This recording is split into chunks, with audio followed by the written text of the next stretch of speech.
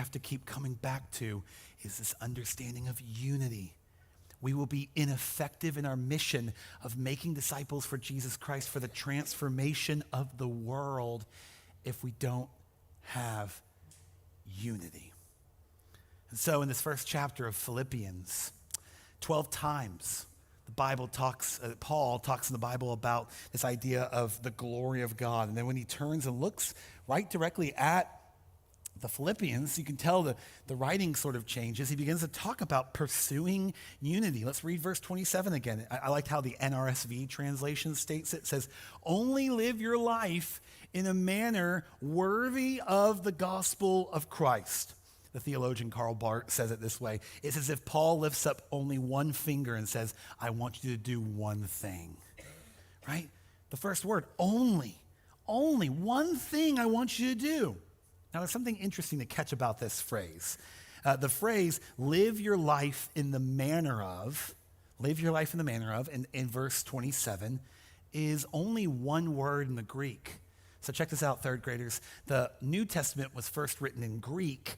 The Old Testament was first written in Hebrew. So you have to kind of go back to that early language a long time ago, right? And it's this word called politulese.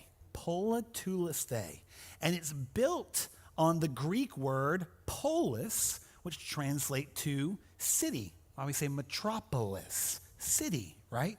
And so a very basic politulese is to exhibit your duties as a citizen. And so what's interesting about this, why commentators pick this word up, is because Paul doesn't use the word politulese anywhere else but here for the Philippians. He only uses it to describe them, which makes people think he must have known something about them. Because back then, your polis, your city, was everything.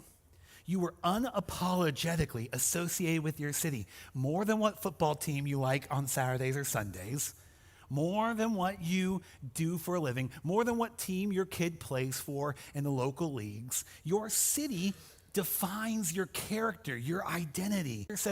And Paul knew the Philippians loved their city. A little bit more history. We're going to be in Philippians for a few weeks, so let me just kind of unpack this for you.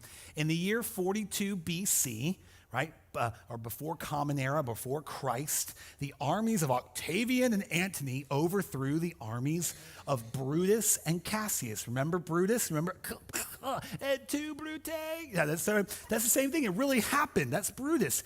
Antony's forces were victorious over Brutus, and he was so proud of what his soldiers went on and did that he gave them a military colony called Philippi, and gave them also Roman citizenship, which came with a ton of perks, one of which being you don't have to pay taxes. And so when you were a Philippian, you were proud to be a Philippian. So when someone said politulese, like you're a citizen of Philippi, you'd kind of be like, oh yeah, that's me. Something would kind of like bolster out of you. It would be like if someone in this room was like, myself, I looked out and said, is anyone in this room a cowboy?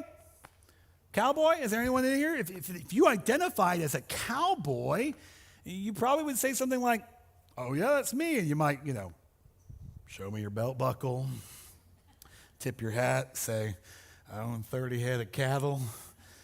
That's what cowboys say, right? Mark, is that what cowboys say? Something like that. Right? You embody those characteristics. If I say, is anyone in this room a lacrosse player? You'd probably be like, sup, bro?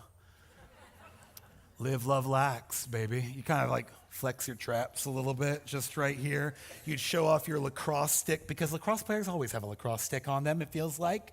Lacrosse players I know also have at least like some kind of Euro mullet, so they wave that baby in the air, right? That's like, yeah, that's right. It's like lacrosse. Like that's what you identify as. It's who you are. If I say, is anyone in this room in a band, right? I have some band members here, right? You wouldn't flex. You'd just be like, sup? Yeah, you're cool. Like You wouldn't say like, I'm in a band, I play the bass. No, band folks, people in the band are cool. It's like, I factually know that I will never be as cool as Eris, our guitar player in our band. It's just the gospel of Jesus Christ, right? I will not be as cool as Eris in our band. When you